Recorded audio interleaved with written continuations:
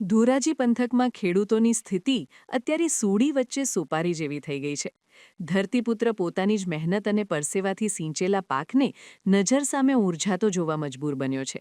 એક તરફ કુદરતનો પ્રકોપ કમોસમી વરસાદ બનીને ખેડૂતોના મોં સુધી આવેલો કોળિયો છીનવી રહ્યો છે, તો બીજી તરફ વીજ કંપનીના અંધેર વહીવટના આક્ષેપ સાથે અન્નદાતાની આંખમાં લાચારીના આંસુ વહી રહ્યા છે.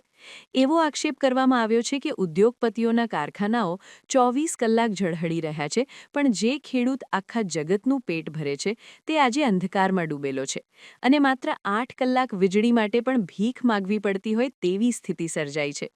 ખેડૂત અગ્રણી જીતેશભાઈ વાકસિયાનું કહેવું છે કે જ્યારે પણ ખેડૂત પોતાની તકલીફ લઈને વીજ કચેરીએ જાય છે ત્યારે તેને માત્ર ઉડાઉ જવાબો અને બહાનાબાજી જ સાંપડે છે.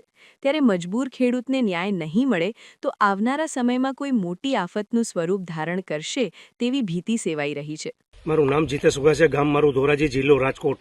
ધોરાજી શહેરની અંદર ખેડૂત અગ્રણી જે મેં 10 વર્ષથી લડત કરી છે, આજે મારા કિસાનોને જે દયનીય હાલત થઈ રહી છે, આજ મારા કિસાનોએ, આમ જનતાએ, મારી બહેનોને, મારા ખેડૂત કિસાનોની પુત્રાએ કે આજે જે ખોબલે ભરી ભરીને 30 વર્ષથી જે મત આ સરકારને આપ્યા છે, અમને એનું ઋણ ચૂકવે. આજે સરકાર પાસે આજે ગઈ 19 થી 20 તારીખમાં જે આગાહી હતી, તમામ પાક નષ્ટ થઈ ગયો હતો. સોયાબીન હતા, ઘઉં હતી, તુવેર હતી, ધાણા હતા અને જીરું હતું. તમામ પાક નષ્ટ થઈ રહ્યો હતો અને છતાં પણ આજ કૃષિ મંત્રીએ એવી પણ આગાહી આપી હતી કે તાત્કાલિક યુદ્ધના ધોરણે અમે સર્વે કરાવશું. આજે એપ્રિલ મહિનાની અંદર આજે 4 તારીખ છે.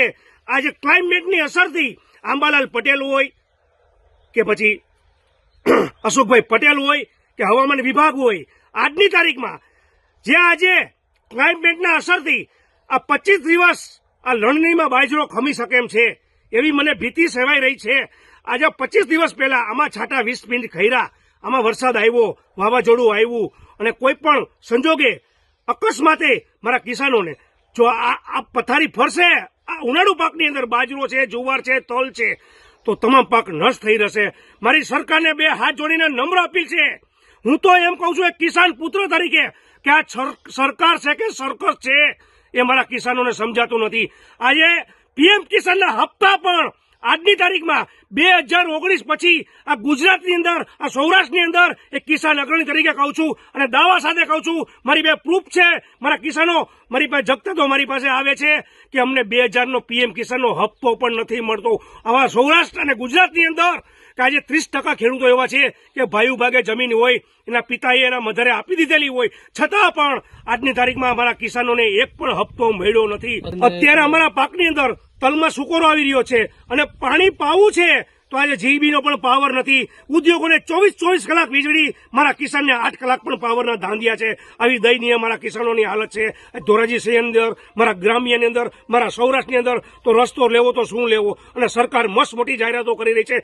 એસી ઓફિસમાં બેહીને આજે સર્વે કરવાના નાટકો કરી રહી છે. ક્યાં ગયા સરકાર? શું કરે છે?